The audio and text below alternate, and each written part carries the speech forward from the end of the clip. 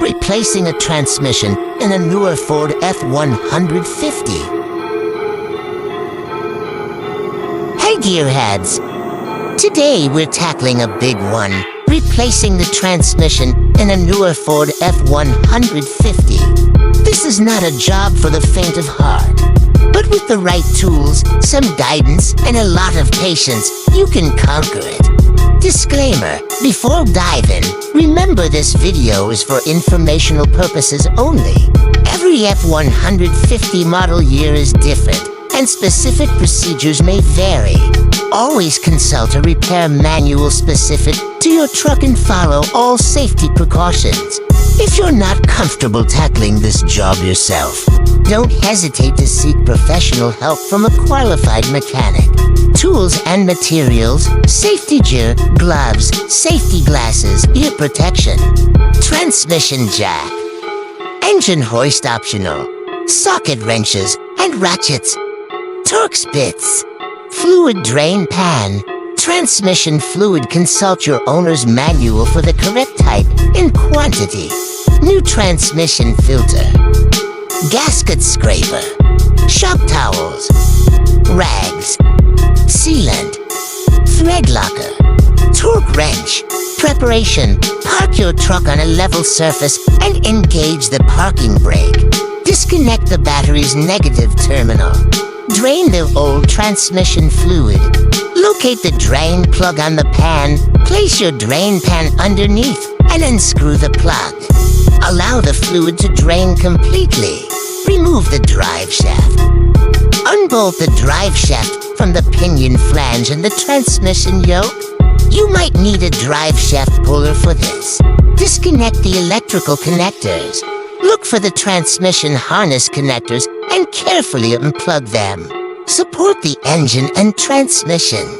Use the engine hoist or a jack to support the engine and transmission from underneath. Transmission maul: disconnect cooler lines. Be careful, as some fluid might leak out. Use hose clamps to block the lines if needed. Unbolt the bell housing. This is where the engine and transmission meet. There will be numerous bolts of varying sizes, so keep track of them. Lower the transmission. Carefully lower the transmission using the jack or hoist. Be mindful of the cooler lines and electrical connections. Remove the torque converter bolts. These are located on the flywheel through the inspection cover.